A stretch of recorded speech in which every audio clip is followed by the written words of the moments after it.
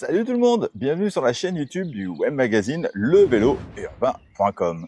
Et si tu pouvais bénéficier du confort d'un vélo de trekking haut de gamme et sans payer le prix fort, c'est ce que je te propose aujourd'hui avec ce vélo électrique haut de gamme de trekking urbain, mais qui te permettra aussi de partir à l'aventure, en week-end, en voyage avec. C'est un vélo incroyable avec un cadre tout suspendu, avec une courroie, un moteur central de 100 Nm de couple et conçu pour faire de longues distances. C'est le Mapfour Roam. Ce vélo électrique est conçu pour les cyclistes qui recherchent vraiment un vélo de trekking, mais qui ne ressemble pas forcément à un VTT. Un vélo européen qui va t'apporter également du confort sans pour autant être obligé de dépenser entre 4 000 ou 5 000 euros pour vraiment avoir un vélo haut de gamme. C'est pourquoi au programme de cette vidéo, je te propose de le parcourir en détail, de faire ses caractéristiques, son unboxing, de le tester sur route, sur tout type de chemin, en montée, d'interagir avec les paramètres et à la fin, je te donnerai mon avis ainsi que ma conclusion. C'est parti, générique!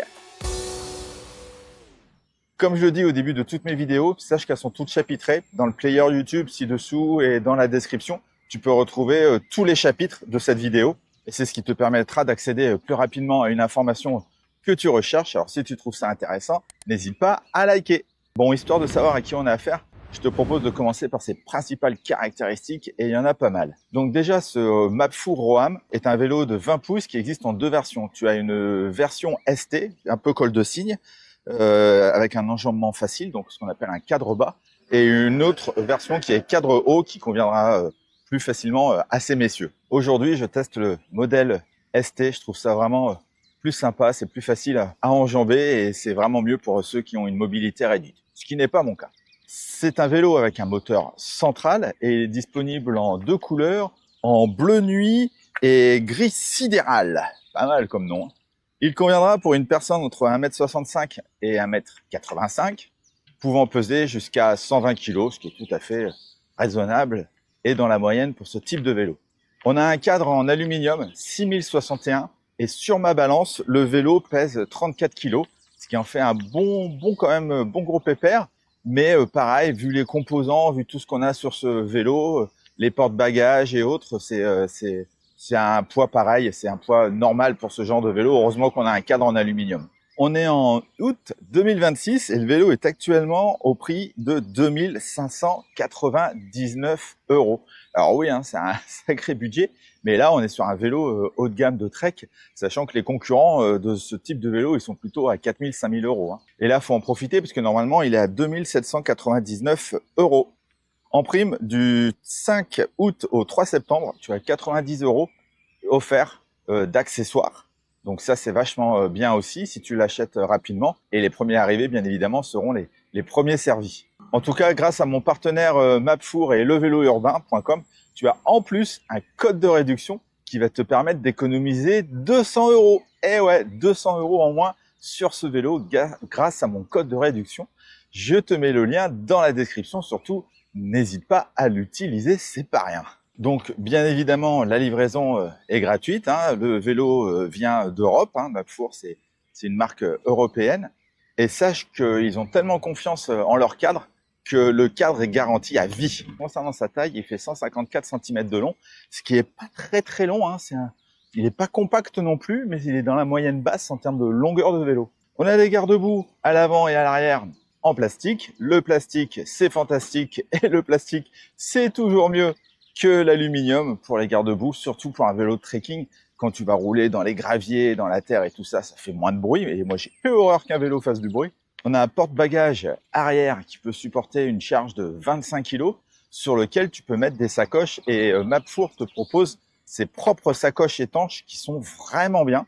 Tu en as une grande qui se met vraiment sur le porte-bagages dans lequel moi j'ai mis tout mon matos photo et vidéo qui est vraiment pratique et étanche, je le redis. Et tu as une autre sacoche que tu peux plutôt te servir en mode sac, que tu peux mettre aussi, moi j'ai quand même réussi à la mettre sur le porte-bagages, mais que tu peux aussi mettre sur le porte-bagages avant, que tu peux mettre posé par-dessus le porte-bagages arrière, parce que tu as aussi des sangles, une sangle élastique, un peu comme un tendeur, que tu peux mettre aussi sur sur ce sac. Donc vraiment, c'est vraiment sympa. Ils sont très bien, ces deux sacs. Donc je t'invite, si tu veux, en tout cas, à les avoir, à les acheter sans problème. On a des inserts sur le cadre pour y fixer un porte-gourde, sachant que le porte-gourde est livré avec le vélo. Tu peux aussi mettre un antivol accordéon. Moi, c'est toujours ce que je fais, mais c'est bien de proposer ça et de donner le porte-gourde. Tu as aussi des inserts à l'avant pour mettre un autre porte-bagages avant, hein, donc un vrai vélo de trekking. Tu pourras mettre des sacoches aussi sur ce porte-bagages avant. Et enfin, on a une béquille latérale, tout ce qu'il y a de plus classique. Alors sache que tu peux aussi coupler ce vélo avec une application. Elle va te permettre d'accéder à pas mal de petites options. Tu as notamment un système anti-vol, qui fait que si ton vélo il bouge, ça va faire une sonnerie. Tu as un GPS intégré, la géolocalisation. Tu vas pouvoir interagir sur pas mal de petits paramètres. Bref, c'est une application super intéressante. Alors après, moi, je suis jamais fan des applications, donc je la mettrai vraiment si j'en ai l'utilité. Si tu n'en as pas l'utilité, ça sert à rien. Mais bon, avec le nombre de vols de vélo qu'il y a, l'option GPS, c'est quand même pas mal de l'activer. Et tiens, pendant que j'ai toute ton attention, vous êtes nombreux à regarder mes vidéos, mais pas forcément à être abonnés. Alors bien sûr, il faut avoir un compte Google, mais si tu veux me soutenir, n'hésite pas à t'abonner. Et pareil, si tu trouves la vidéo intéressante, n'hésite pas à mettre un petit like. Maintenant, unboxing. Quand tu reçois le vélo, tu le reçois dans un énorme carton qui fait 44 kg, donc il faut être à deux pour porter le carton, hein, c'est pas simple. À l'intérieur, on a le vélo qui est ultra bien protégé avec plein de mousse et plein de sangles partout. Tu as également tous les accessoires qui vont bien, tu as le chargeur, le manuel d'utilisation en français, la trousse à outils, les pédales, le porte-gourde, le garde-boue avant et la béquille, sans oublier le cache-câble avant, car ouais, tu as un petit cache-câble pour faire que ce soit encore plus joli et que les câbles, tu vois, ça se balade pas partout. Ça, c'est vachement bien. Tu l'as compris, c'est à toi de terminer le monter le vélo. Alors, c'est pas très compliqué, mais il m'a fallu, allez, 40 minutes pour terminer de le monter. Je suis sûr que tu vas t'en sortir sans aucun problème. Avant d'aller tester le vélo, il faut bien évidemment charger la batterie. Et là, on a une batterie lithium-ion avec des cellules LG, gage de qualité, qui fait 720 Wh, 36 volts et 20 ampères heure. On a donc une bonne grosse batterie qui devrait nous permettre de faire beaucoup de kilomètres avec ce vélo. Soit tu le fais directement sur le vélo en soulevant le petit capuchon et en pluguant le chargeur dessus, ou alors tu enlèves la batterie et pour cela tu dois déclipser le cache batterie.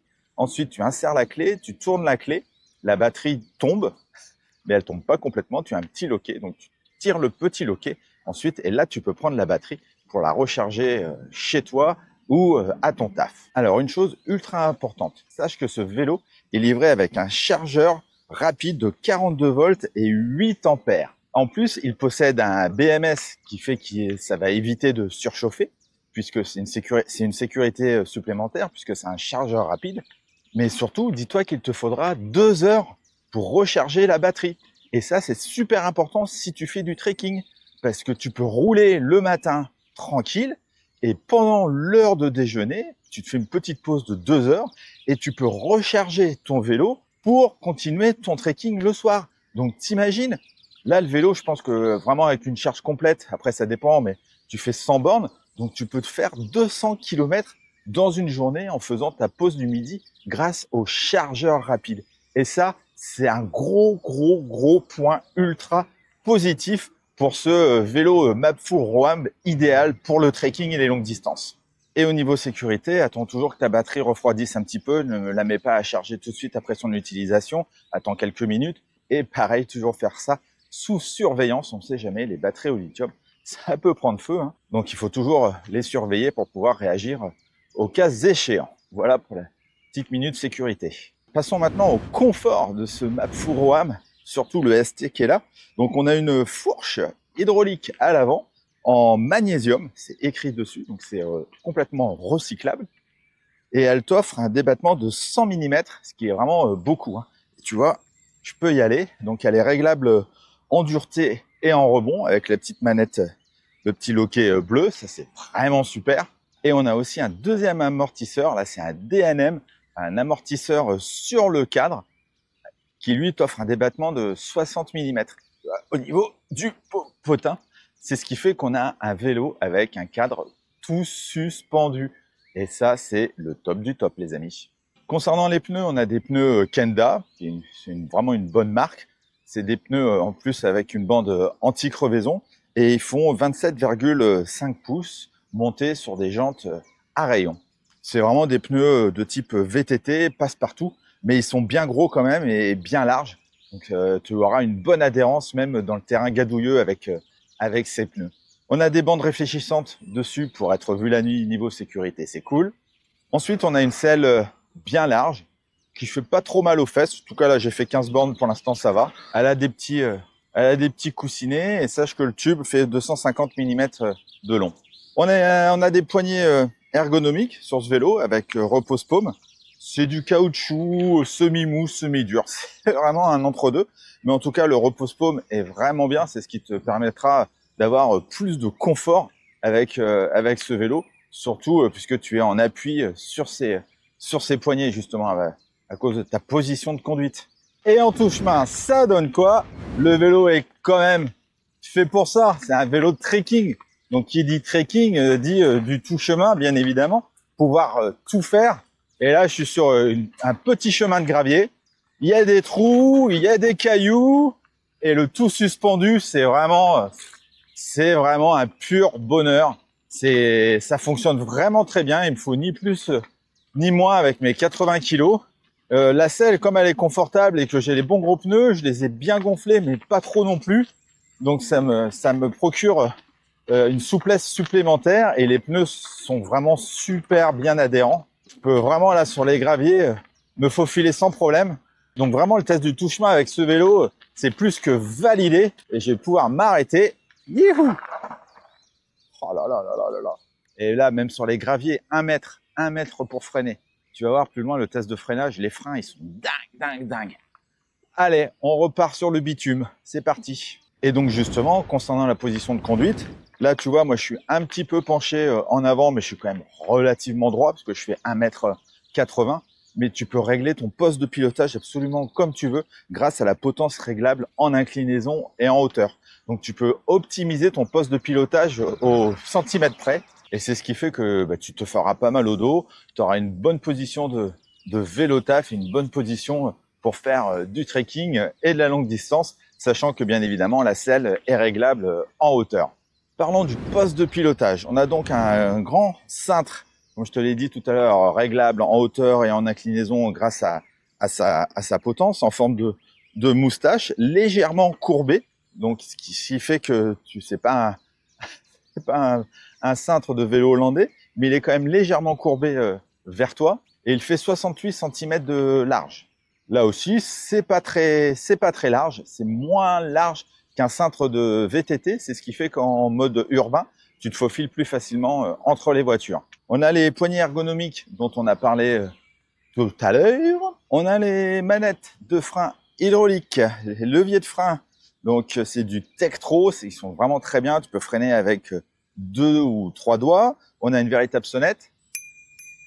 Ça, c'est très bien aussi pour être entendu sur les pistes cyclables quand tu vas vouloir doubler tout le monde. On a notre contrôleur qui te sert à allumer ou éteindre le vélo. Avec lui, tu peux changer tes niveaux d'assistance. Donc, tu as le mode parc. Hop, je me le remets. Donc, le parc, c'est off. Le mode éco, le mode tour, le mode auto. Car oui, tu as un mode automatique sur ce vélo au niveau de l'assistance. C'est-à-dire que c'est lui qui va calculer l'assistance dont tu as besoin en fonction de comment tu vas appuyer sur les pédales liées au capteur de couple. Donc ça, on y revient un petit peu plus tard, mais c'est super. Moi, pour l'instant, je roule que en mode auto, sauf en mode turbo dans les côtes. Après, tu as un mode sport et enfin, on a un mode turbo avec. Donc ça fait pas mal de modes. Hein. Avec ça, on devrait bien s'en sortir. En restant appuyé sur le bouton moins, tu actives le mode aide à la marche, le walk assist. Alors qu'est-ce que c'est? Hop, c'est très bien si ton vélo est chargé et que tu veux qu'il avance tout seul. Donc là, tu vois, il avance tout seul à 2 km/h. Alors c'est peut-être parce que je suis en mode assistance auto. Non, voilà, ouais, c'est vraiment 3 km/h. C'est vraiment si tu veux qu'il t'aide et que le vélo est vraiment ultra chargé avec plein de bagages et plein de sacoches. Bon, je trouve toujours que c'est un petit gadget, mais bon, peut-être pour monter Si tu dois monter une pente pour aller dans ton garage, par exemple, ça peut être utile pour ça. Là, c'est le mode walk assist. On a un bouton pour allumer ou éteindre le phare avant et le feu arrière. Donc le phare avant, c'est un phare directionnel de 30 lux qui se trouve là, qui éclaire vraiment super bien. Et à l'arrière, on a un feu bien puissant. Malheureusement, alors là, je ne comprends pas, il ne fait pas feu stop. Et ça, je ne comprends pas aujourd'hui. Tous les vélos, ça devrait être obligatoire. Tous les vélos devraient avoir un feu stop quand tu freines. Ça peut paraître idiot, mais je trouve qu'au niveau sécurité, c'est vraiment un plus. Et en appuyant sur I, tu changes les infos d'affichage sur ton écran. Et ton écran, on y arrive tout de suite, puisque là, j'ai un bel écran en couleur de 3,5 pouces TFT, sur lequel tu peux voir ta charge de ta batterie. Et ça, c'est super, parce que tu as la charge en pourcentage, donc c'est ultra précis. Tu vois ta vitesse, tes niveaux d'assistance.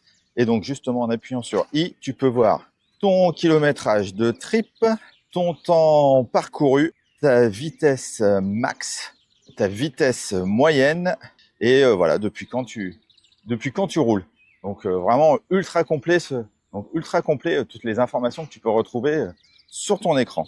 Et à droite, on a notre manette de vitesse. Donc c'est pas un shifter, hein, puisqu'on a un vélo avec une courroie. Ça fonctionne comme une manette d'accélération, et donc c'est une manette Nexus de 5 vitesses seulement. Alors tu vas dire c'est pas beaucoup, mais sincèrement ça suffit amplement. Ils sont vraiment très très bien faits ces 5 vitesses.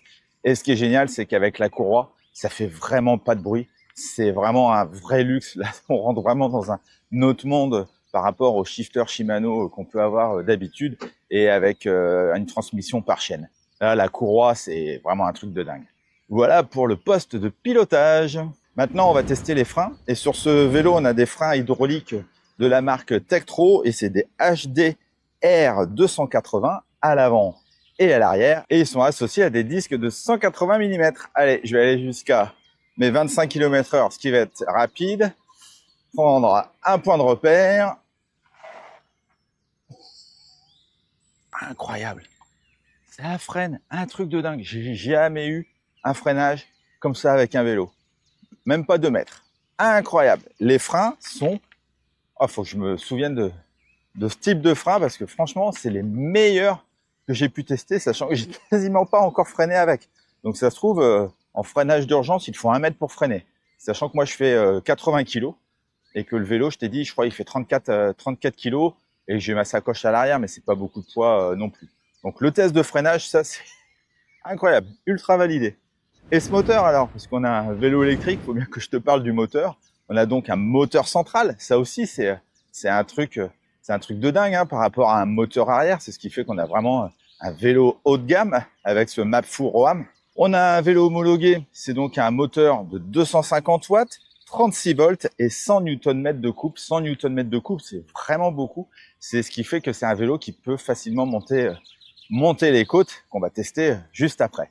Donc, comme je te l'ai dit, il est associé avec une transmission par courroie. Et là, on a une courroie Michelin 128T. Ça aussi, hein, c'est du haut de gamme. C'est ce qui se fait de mieux dans les courroies. Ça fait pas de bruit. Tu as une transmission plus rapide et c'est moins d'entretien. Et ce vélo est associé également à un capteur de couple. C'est ce qui fait que plus tu appuies sur les pédales, plus le vélo t'offre de l'assistance et de la puissance. C'est ce qui se fait de mieux là aussi. Et c'est surtout beaucoup plus naturel et beaucoup plus intuitif que le capteur de pédalage, où là, c'est des vélos de feignants. Tu as juste à faire tourner les pédales pour que l'assistance se mette en route, et tu as une assistance constante qui est tout le temps la même. Alors, je sais plus si je te l'ai dit, mais il est donc associé au dérailleur Shimano Nexus 5 vitesses. Sans assistance, ça donne quoi? Oula, quand même que je change mes vitesses là. Bon, c'est quand même un petit peu lourd, hein, mais... En vitesse 1, je roule à 11,5 km.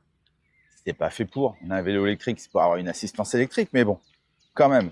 Et en mode éco, tout de suite, ça va un petit peu mieux, mais pas beaucoup, hein. Je gagne 1 km/h. 12 km/h, 12-13. Et en mode 2, en mode tour, oh là là, là, je vais beaucoup plus vite. Je suis déjà à 19, 20. Ouais, je roule à 20 km/h. en mode tour. Après, j'ai le mode auto, on y revient après. Le mode sport. Bon, bah là, le mode sport, tout de suite, laisse tomber. J'arrive sans problème à mes 25 km/h. Et après, tu as encore un autre mode plus puissant qui est le mode turbo. Alors, quand utiliser le mode turbo, pour moi, c'est vraiment quand tu as des grosses côtes. Pareil, le mode sport, c'est vraiment quand tu as des grosses côtes. Ça va t'offrir plus de puissance. Et sinon, quand tu te mets en mode auto, je le redis, le mode auto, c'est ce qui fait que là, tu as un système intelligent qui va te donner la puissance en fonction de comment tu appuies sur les pédales, des côtes, etc., etc. Moi, pour l'instant, je roule qu'avec ça. Et franchement, ça marche bien. Et en montée, ça donne quoi? Eh bien, c'est ultra agréable. Je monte ma fameuse côte de Sèvres. Donc là, je suis en vitesse 4. Je me suis mis en mode turbo pour dire d'avoir un maximum de puissance. Et je monte la côte vraiment sans trop me fatiguer. Là, ça remonte un peu plus, mais je suis à 20 km/h quand même pour monter cette bonne grosse côte. Donc, tu peux vraiment passer des cols, monter des montagnes avec ce vélo, faire vraiment du trekking, je le redis. Donc, le test du vélo en montée, ça, c'est validé. Sache que tu peux interagir sur les paramètres, enfin, sur certains paramètres avec ce vélo en appuyant sur les boutons plus et moins pendant 2 secondes. En 1, tu as l'unité de distance, donc c'est miles au kilomètre. En 2, tu as ta luminosité de ton écran. En 3, tu peux mettre un mot de passe pour sécuriser ton vélo au démarrage. 4, c'est pour réinitialiser tous les paramètres de ce vélo. Et 5, c'est pour quitter. C'est assez rapide. Hein. Niveau départ arrêté, il me faut combien de temps pour arriver à mes 25 km/h? Je vais me mettre en vitesse 4. Je vais me mettre en mode quoi? Auto? Allez, on met le mode auto, comme ça après on va comparer avec le mode turbo. Allez, 3, 2, 1, go! C'est parti. Donc j'appuie sur mes pédales. 12, 13, 18, 20, 23, 25.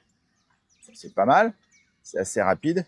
Et si je me mets en mode turbo, soyons fous. Je vais me remettre sur la route. Hop! Tic-tac. Allez, 3, 2, 1, go! Est-ce que ça change quelque chose? Ouais. 18, 20, 23, 25.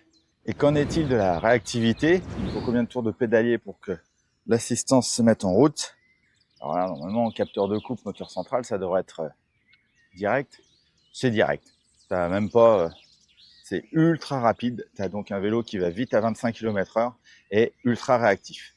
Concernant les 25 km/h et les paramètres, je t'avoue que j'aurais bien voulu quand même avoir la possibilité de débrider ce vélo. Parce que si tu fais du trekking, tu es aussi censé pouvoir faire du chemin à la campagne, en forêt, à la montagne. Et avoir un vélo pareil, sans pouvoir carburer un petit peu, avoir un petit peu plus de puissance, au moins rouler jusqu'à 30 ou 35 km/h, ça pour moi, ça serait vraiment un plus. Donc c'est un peu regrettable. Alors bien sûr, c'est le vélo, il doit être homologué, mais pour rouler vraiment sur terrain hors piste, je trouve que débrider à 30-35, ça serait vraiment un plus. On va tester un peu la maniabilité de ce vélo.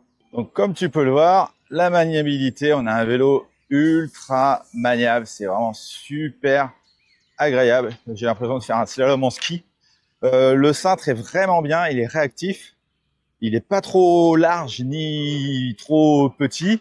Non, vraiment. Et les pneus, là, c'est du bitume, mais bon, il fait 25 degrés. Donc ça va, c'est quand même pas tout mou. Mais j'ai vraiment une très bonne adhérence. Après, en tout chemin, j'ai une bonne adhérence aussi avec ces bons pneus. Bon, j'arrête de zigzaguer, sinon tu vas vomir. Mais ouais, la maniabilité, on a un vélo aussi ultra maniable. Et ça, c'est important pour circuler entre les voitures, par exemple. Qu'en est-il de l'autonomie réelle de ce vélo?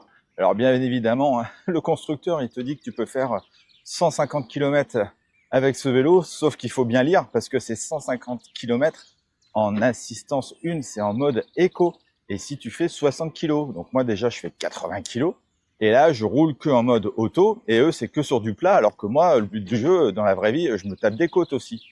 Donc je vais aller jusqu'à presque épuisement de la batterie, et je te mettrai là sur le côté combien j'aurais fait de kilomètres, sachant que tu vois, donc là pour te donner un ordre d'idée, je suis à 75% de batterie utilisée et j'ai fait 20 km. Donc je devrais vraiment tourner autour des 80 km. Donc je te mets là, comme je te l'ai dit. Donc on va faire une longue journée avec une longue balade et tu sauras le kilométrage total qu'en tout cas j'aurais fait en mode auto. Allez, on arrive à la fin de cette vidéo. Il va être temps de faire la conclusion avec les plus et les moins. Je vais commencer par les plus et il y en a beaucoup. On a un vélo tout suspendu. On a un vélo homologué. On a un capteur de couple. On a un moteur central de 100 Nm de couple. Une batterie de 720 Wh qui offre quand même une grosse autonomie. Un chargeur ultra rapide qui fait que ton vélo se recharge en 2 heures. La transmission par courroie Michelin qui ne nécessite pas d'entretien. L'application associée qui te permet d'avoir l'antivol, le GPS et autres. Un vélo plutôt passe-partout, élégant et classe, qui te servira pour faire de la balade, du trekking, mais aussi du vélo taf. Et des freins hydrauliques. J'ai encore dû oublier 2-3 trucs, mais ça fait déjà beaucoup de bons points positifs pour ce vélo Mapfour Roham. Et les axes d'amélioration, j'ai vraiment pas grand-chose à dire. Le feu stop, ça c'est vraiment dommage de pas avoir de feu stop sur ce vélo. On a un vélo puissant avec une grosse batterie, donc j'aurais bien voulu avoir ici un petit écran avec une prise USB pour pouvoir recharger mon smartphone. Mais après, sincèrement, non. Je trouve vraiment rien à dire d'autre sur ce vélo, ce qui est absolument incroyable. Donc tu vois, c'est vraiment un super vélo électrique de trekking, un truc de dingue. Donc en conclusion, j'espère que ce test t'a aidé à y voir plus clair. Si jamais tu veux acheter un vrai vélo de trekking haut de gamme, sans pour autant, comme je l'ai dit dans l'introduction, dépenser 4 000 ou 5 000 euros avec un vélo Cube de la marque Cube par exemple, que ce soit pour le vélo taf, les trajets urbains, les trajets à la campagne, les trajets à la montagne, partir en voyage, ce Roham Mapfour sera vraiment ton compagnon idéal, vraiment le vélo idéal pour faire tout ça et t'offrir une expérience de conduite vraiment fluide et confortable avec le tout suspendu. En tout cas, comme je te l'ai dit, si jamais tu veux acheter un vélo de trekking, j'espère que cette vidéo t'aura permis d'y voir plus clair et peut-être d'acheter ce Mapfour Roham. N'hésite pas à utiliser mon code promo de 200 € supplémentaires. Encore merci à mon partenaire Mapfour de m'avoir envoyé ce VO pour réaliser ce test aujourd'hui. Si jamais tu as des questions concernant ce vélo, n'hésite pas à me les poser dans les commentaires. J'y répondrai vraiment avec grand plaisir. Et quant à moi, je te dis à très vite pour de prochaines vidéos du monde de la mobilité urbaine, des vélos électriques, des trottinettes et des accessoires sur levélourbain.com. Ciao, ciao!